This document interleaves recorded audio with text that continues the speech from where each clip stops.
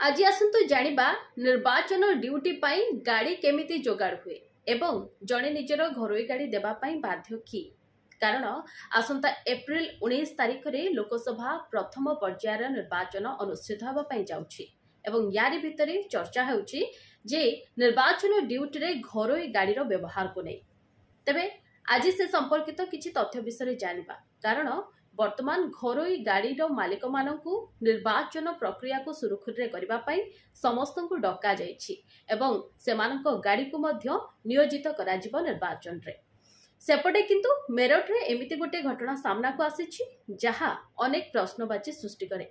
मेरठ रे जने व्यक्ति निजर घरोई गाड़ी देबा पाई मना करिबारु सेठाकार सिटी मजिस्ट्रेट यह आईन रो उल्लंघन कही तांको विरोध रे एतला देबा पाई निर्देश दैछंती। तबे यारी भितरे अनेक प्रश्न मन को आसुछि जे जनकर व्यक्तिगत गाड़ी को निर्वाचन ड्यूटी पाई व्यवहार करा जाय पारिबो कि आ जदि व्यवहार करा जाय ताहले गाड़ी मालिक को केते टंका मिलिबो एवं केउ प्रकारर गाड़ी निर्वाचन ड्यूटी रे नियोजित हेबो।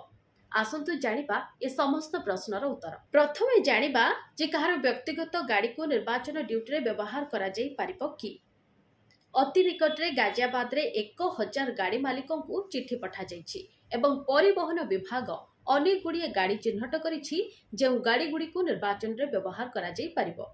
एहा परे सेही गाड़ी को निर्वाचन रे व्यवहार करबा पाई जिला प्रशासन दाबी पत्र प्रस्तुत करी पुलिस निकट को पठाइबो एवं पुलिस विभाग एहार समस्त दायित्व परिवहन करिबो एवं सबुठु गुरुत्वपूर्ण कथा होउछि ए बाबद रे गाड़ी मालिकों को आगुआ सूचना देबा पाई पड़िबो। पुलिस मध्य गाड़ी मालिक मानको डाकी थाए एवं सेमानको दिया जाइथिबा निर्धारित तारीख रे गाड़ी गुडी को दाखल करबा पाई पड़े आ एथि पाई सेमानको दैनिक भड़ा मिली थाए।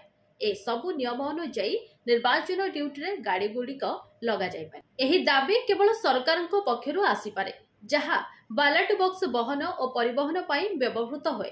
कोनोसी राजनैतिक दल गुड़िक एभली करि पारिबे नाही।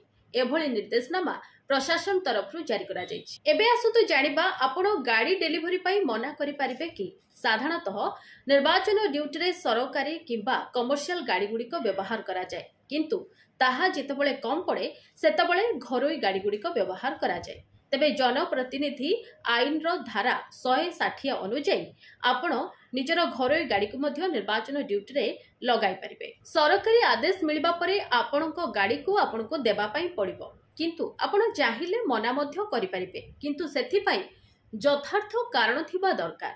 जदि आपणको घरे गोटिए गाड़ी रहिछि ताहाले आपण मना करि पारिबे किंतु एहा छडा अन्य एक उपाय रही।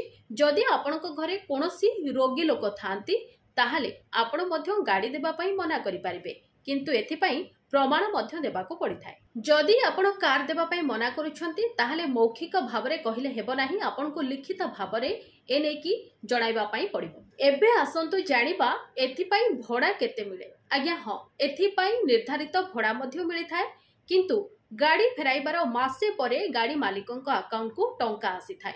एबे जानिबा केते टंका मिले। तबे गाड़ी मालिक माने केते टंका पाहांती ताहा पूर्वरु धार्य करा जायछि। उदाहरण स्वरूप गोटिए ट्रैक्टर पिछा दिन को 567 टंका दिया जाउथिबा बेले जदि 7 सीट विशिष्ट कार होई थाए ताहाले दैनिक 2140 टंका भड़ा धार्य करा जायछि।